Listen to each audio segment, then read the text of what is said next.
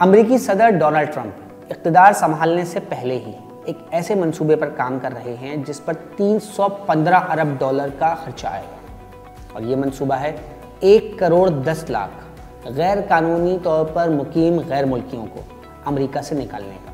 امریکہ میں زیادہ تر دو قسم کے امیگرنٹس موجود ہیں، ایک وہ جو لاطینی امریکہ کی ریاستوں سے بذریعہ میکسیکو امریکہ آتے ہیں، اور دوسری امیگرنٹس کی قسم وہ ہے جو زیادہ تر پڑھے لکھے ہیں، پروفیشنلز ہیں، آئی ٹی کے شعبے سے وابستہ ہیں، اور یہ وہ لوگ ہیں جن کی اکثریت بھارت سے آ رہی ہے۔ امریکی عوام میں زیادہ مخالفت ان امیگرنٹس کی پائی جاتی ہے جو لاطینی امریکہ سے آتے ہیں۔ جو امریکی عوام یعنی امریکی ورکنگ کلاس جو ہے، امریکی عوام میں جو غصہ ہے وہ ان کے حوالے سے ظاہر ہے، وہ غریب لوگ آتے ہیں یا بری حالت میں رہتے ہیں، اسی طرح پیسے بچا کے وہاں بیچتے ہیں، ایک محلے میں مکان لے لیتے ہیں کرائے پہ، وہاں لگا دیں گے، وہاں 1 آئے گا، 2 آئے گا، 8 آ جائیں گے۔ امریکہ میں اس طرح پسند نہیں کی جاتا، یہاں جو اصول یہ سمجھا جاتا ہے کہ ایک کمرے میں ایک فرد رہے، اس سے زیادہ نہ رہے، وہاں ایک کمرے میں 4 5 رہتے ہیں، اس سے ظاہر ہے پھر مسائل پیدا ہوتے ہیں، اس کو پسند نہیں کیا جاتا۔ دوسری طرف بھارت سے آنے والے زیادہ تر افراد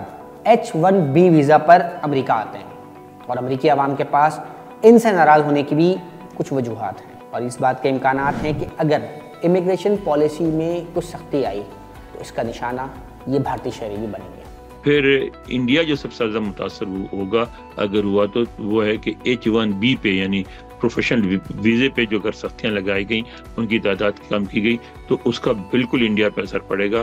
اور یہاں یہ کہا جانے لگا ہے کہ انڈینز وہاں سے آتے ہیں، اور باضابطہ میں نے جیسے ایک گورے سے سنا کہ ایئرپورٹ پہ دیکھو ان کو تو وہ چپلیاں پہنے آتے ہیں، اور اس کے بعد چند سال کے بعد ہم مرسڈیز چلا رہے ہوتے ہیں، BMW چلا رہے ہوتے ہیں، اور ہوتا بھی ایسا ہی ہوتا ہے کیونکہ وہ پڑھے لکھے ہوتے ہیں، آئی ٹی کی ڈگریاں ہوتی ہیں، یہاں آتے ہیں، آنے کے بعد جاب کرتے ہیں، کچھ سال میں خوشحالی ہو جاتی ہے تو وہ پہلا کام یہی کرتے ہیں کہ قیمتی گاڑی لیتے ہیں، قیمتی سوٹ پہنتے ہیں، کیونکہ شوق ہوتا ہے، وہاں سے غربت سے افراد سے آئے ہوئے ہوتے ہیں، تو ان کو بہت ان کے خلاف بھی ناپسندیدگی کا اظہار ہونے لگا ہے، گرچہ اس طرح نہیں ہے جس طرح مسلمانوں یا پاکستانیوں کے خلاف ہے، اس کی وجوہات مختلف ہیں، اس کی وجوہات ظاہر دہشت گردی کے خلاف جنگ ہے، جس کی وجہ سے مسلمانوں کے خلاف خاص قسم کی فیلنگ ہوتی ہیں، لیکن آپ کو یہ ذہن میں رکھنا چاہیے کہ آج سے چند سال پہلے تک مسلمانوں کو، عربوں کو سفید فاموں میں شامل کیا جاتا تھا، اور آج بھی عربوں ایرانیوں کو انہوں نے قانون تو چینج کر دیا کہ وہ اپنے آپ کو الگ عرب ایتھنسٹی کے طور پر رجسٹر کرا سکتے ہیں، مگر ان کو اب بھی بہت سے لوگ ان کو سفید فاموں میں ہی شامل کرتے ہیں۔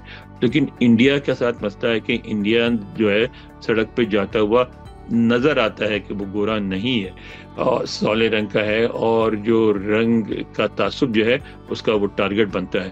تو میں سمجھتا ہوں کہ اگر کوئی بیک لیش ہوا امیگرینٹ کے خلاف تو اس میں انڈینز کے خلاف بھی بڑا شدید بیک لیش ہوگا۔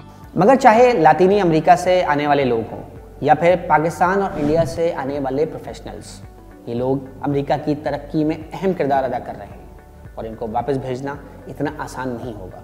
اور لیکن ساتھ ساتھ ایک بات اور بھی ہے کہ امریکہ کی تعمیر میں ان کا بہت بڑا ہاتھ ہے۔ یہ وہ لوگ ہیں جو یہاں کے وہ ساری جابز کرتے ہیں جو کہ یہاں کی سفید فام اکثریت کرنا پسند نہیں کرتی، سڑکوں کی تعمیر ہو، صفائی کرنا ہو، کنسٹرکشن کا کام ہو، گیس اسٹیشن پہ کام کرنا ہو، وہ کرتے ہیں اس میں۔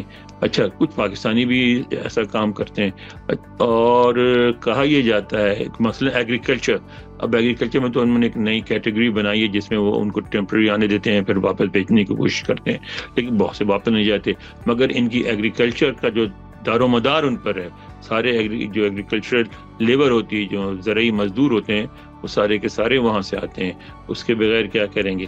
کچھ لوگ سیریس ہیں، کچھ بیانیاں بنا رہے ہیں، مثلا ایلون مسک صاحب نے بڑے بیانات دیے تھے، پھر انہوں نے خود ہی کہا کہ نہیں H1B پہ پابندی نہیں ہونی چاہیے، کیونکہ ان کی ٹیکنیکل فیلڈ ہے، ان کو H1B ورکرز چاہیے، خاص طور پہ انڈیا سے چاہیے، تو وہ تو متاثر ہوں گے، تو انہوں نے کہا کہ نہیں ان پہ پابندی نہیں ہونی چاہیے، ان کو آنے دینا چاہیے۔ اس کے جواب میں پھر صدر ٹرمپ نے بھی کہا کہ نہیں H1B والوں کے لیے ریلیکسیشن ہونی چاہیے۔ تو یہ دیکھیے ایک مسئلہ آ گیا نا، مسئلہ یہ ہو گیا کہ جو ٹیکنیکلی یہ چیزیں جو ہیں وہ اگر ان کا امپیکٹ بنے گا نیگیٹو امریکی معیشت پہ تو وہ نہیں کرنے دیں گے. چھوٹے بزنس دیکھیں، ایک بہت انٹرسٹنگ بات ہے کہ امریکہ میں جو جابز ہیں نا سب سے زیادہ چھوٹے بزنسز کریٹ کرتی ہیں. بڑا سرمایہ دار جو ہے وہ تو اپنی چیزیں چائنا میں بنوا لیتا ہے، میکسیکو میں بنوا لیتا ہے اور دوسری جگہوں پہ بنوا لیتا ہے. ویتنام میں بہت چیزیں بنتی ہیں، ٹھیک ہے، تو وہ تو جابز یہاں کریٹ نہیں کرتا بلکہ جابز یہاں سے وہاں لے جاتا ہے. مگر چھوٹے جو دکاندار ہیں، جو ریسٹورانٹس ہیں، جو گیس اسٹیشنز ہیں، انہوں نے ملینز آف امریکنز کو جاب دے رکھی ہے لوگوں کو. اور وہ معیشت کی ریڑھ کی ہڈی. امریکہ کی خوشحالی کی وجہ بڑا بزنس نہیں ہے، امریکہ کی خوشحالی کی مین وجہ چھوٹا بزنس ہے. جو ساری چیزیں جو بڑے بزنس والے بناتے ہیں، کپڑے، جوتے، یہ وہ، ان کے خریدنے والے ہی یہی لوگ ہیں. اور اگر ان کی خوشحالی پہ اثر پڑے گا تو بڑا بزنس بھی متاثر ہوگا. تو اگر آپ اس طرح کا کریک ڈاؤن کریں گے اور اگر گیس اسٹیشن کو بندے نہیں ملے، ان کو راتوں کو گیس اسٹیشن بند کرنا پڑا، ریسٹورانوں میں بندے نہیں ملے، کام کرنے والے باورچی خانے میں اگر ورک شاپ سے بندے نہیں ملے، کیونکہ آپ چلے جائیں ورک شاپس میں، یہاں سے زیادہ تر میکسیکن آپ کو کام کرتے ہوئے نظر آتے ہیں. آپ چلے جائیں ریسٹورانٹ میں، زیادہ تر ایون پاکستانی ریسٹورانٹ میں جو کڑھائی گوشت اور بریانی وہ میکسیکن بنا رہا ہوتا ہے، ٹھیک ہے. تو آپ اگر وہ اس طرح کی پابندیاں لگائیں گے تو یہ بزنس بہت بری طرح متاثر ہوں گے. تو یہ تو جو ہے نا، یہ سارے مسائل تو ہوں گے اگر انہوں نے سنجیدگی سے عمل کرنے کی کوشش کی.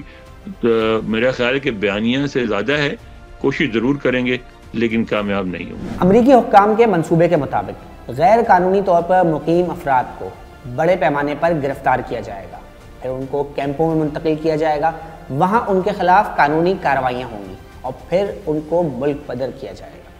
امریکہ کے نو منتخب صدر ڈونلڈ ٹرمپ کے بارڈر معاملات پر مشیر ٹام ہیومن نے کہا ہے کہ وہ سالانہ 1.10 کروڑ لوگوں کو ملک بدر کریں گے. امریکی امیگریشن کونسل کا کہنا ہے کہ اس منصوبے پر سالانہ 87.6 ارب ڈالر کے اخراجات آئیں گے. سوال یہ ہے کہ کیا یہ اتنا آسان ہوگا؟ ہو بھی سکتا ہے اور نہیں بھی.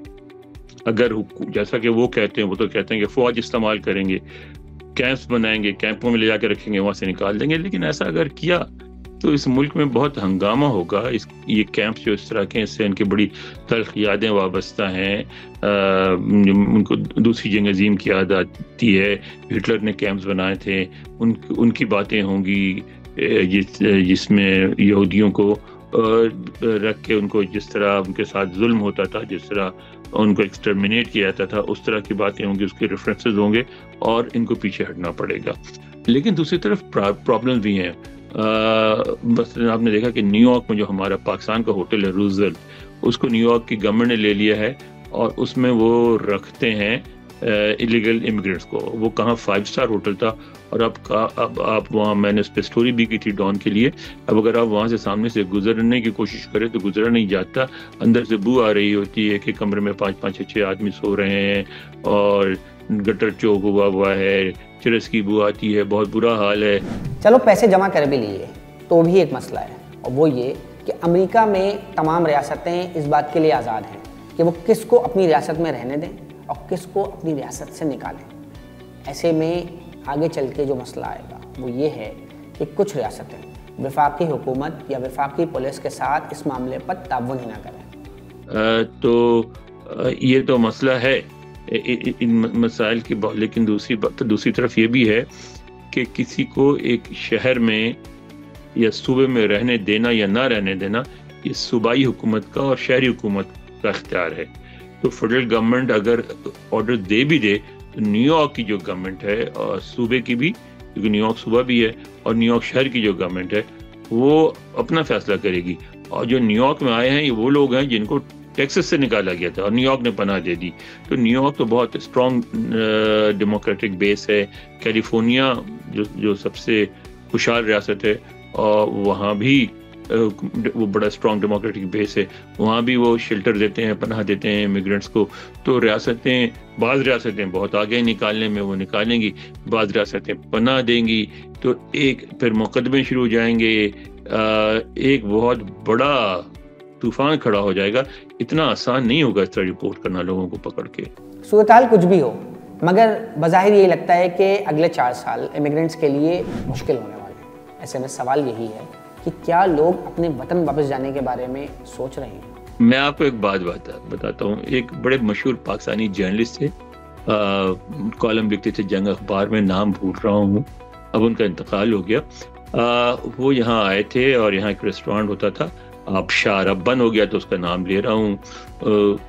تو وہاں میٹنگ ہوئی ہم سب کی, اور وہاں وہ بھی وہی مہمان خصوصی تھے. تو انہوں نے اپنی تقریر میں سب سے پہلے یہ کہا کہ میں دعا کرتا ہوں کہ اللہ وہ دن جل لائے کہ پاکستان میں خوشحالی ہو اور آپ لوگ اپنے ملک میں جا کے آباد ہو سکیں. تو وہاں جو بیٹھے ہوئے لوگ تھے, وہ ان کی اکثریت نے جب تقریر ختم ہوئی تو ہاتھ اٹھا دیے لوگوں نے, اور نے کہا جی ہم سوال کرنا چاہتے ہیں. انہوں نے کہا کہ جی ضرور کریں. انہوں نے کہا کہ آپ یہ بتائیں کہ آپ سے کس نے کہا کہ ہم واپس جانا چاہتے ہیں. اکثریت نے اس طرح کے سوالات کی. تو وہ بڑے پریشان ہوئے, کہنے بھائی میں تو ابھی مڈل ایسٹ سے ہوتا ہوا آیا ہوں, تو مڈل ایسٹ میں تو جانا چاہتے ہیں لوگ. انہوں نے کہا مڈل ایسٹ اور ہے, مڈل ایسٹ میں آپ کو ان کے مقابلے میں, عربوں کے مقابلے میں آپ سیکنڈ گریڈ سٹیزن ہوتے ہیں, یہاں نہیں ہوتے. یہاں ہمارا اکثر واسطہ پڑتا ہے, ٹریفک وائلیشن ہو یا چھوٹی موٹی جھگڑے ہوں, ڈسپیوٹس ہوں, اس میں جو عدالت ہے وہ ہمارا یعنی اس کا ساتھ دیتی ہے جو کہ وکٹم ہو, جو بے قصور ہو, قصوروار کا ساتھ نہیں دیتی. معاشرے میں ہمارے خلاف کسی قسم کا ڈسکرمنیشن نہیں ہے, ہمیں اسی طرح تسلیم کیا جاتا ہے جس طرح کہ امریکی کو. ابھی اس طرح کا بھی جو بیک کلیش ہوا رہا ہے, جو واقعات ہوئے ہیں بہت سارے دہشت گردی کے, وہ اس وقت اس طرح ہونا نہیں شروع ہوئے تھے. 9/11 ہو گیا تھا, لیکن امریکہ کے اندر اس طرح کی دہشت گردی نہیں ہوئی تھی, تو کوئی اس طرح کی فیلنگ نہیں تھی. تو وہ کہنے لگے ہم تو نہیں واپس جانا چاہتے ہیں. تو میرا خیال ہے واپس جانے کے خواہش مندوں کی تعداد بہت تھوڑی ہے. امریکی معاشرہ میں اٹریکشن بہت ہے. ایک تو ملک بڑا خوبصورت ہے, اتنا بڑا ملک ہے. آپ دیکھیں پاکستان سے سعودی عرب تک چلے جائیں تو آپ کے 4 گھنٹے کی 4.5 گھنٹے کی فلائٹ ہوتی ہے, اور کیلیفورنیا کی یہاں سے 5-5.5 گھنٹے کی ہوتی ہے. اور اگر الاسکا چلے جائیں تو وہ تو سب سے بڑا صوبہ ہے, وہ تو یہاں سے 8-10 گھنٹے کی ہے. ہوائی جو ہے وہ بھی 8-10 گھنٹے کی فلائٹ ہے. تو اتنا بڑا ملک ہے اور بہت خوبصورت ہے, ہر قسم کے مناظر ہیں. یعنی کبھی کبھی تو ایسا ہوتا ہے, مثلا یہاں میں ورجینیا میں رہتا ہوں, اس کو کہتے ہیں پھولوں کا کی اسٹیٹ. اتنے بہار میں ایسا ہوتا ہے کہ آپ گاڑی چلاتے چلاتے گاڑی روک کے دیکھنے پہ مجبور ہو جاتے ہیں, اتنا خوبصورت لگتا ہے. یہی حال کیلیفورنیا میں مرین کاؤنٹی, جس کو کہتے ہیں the most film county in the world, وہاں بھی میں رہتا تھا اور ایک امریکن نیوز ایجنسی کے لیے جاب کرتا تھا, اور میں اکثر گاڑی روک کے کھڑا ہو جاتا تھا صرف دیکھنے کے لیے خوبصورتی کو, کہ پہاڑ بھی ہیں, سمندر بھی ہے, پھول بھی ہیں, ہر چیز ہے, پرندے بھی ہیں ہر قسم کے. تو ایک تو جگہ بہت خوبصورت ہے, دوسرے سہولتیں بڑی ہیں, امن و امان ہے, کوئی پولیوشن نہیں ہے, کچھ نہیں ہے. تو آپ کو یہاں رہنا بہت اچھا لگتا ہے. مزید نیوز اپ ڈیٹس اور ڈیجیٹل سٹوریز کے لیے سبسکرائب کریں ڈان نیوز پاکستان.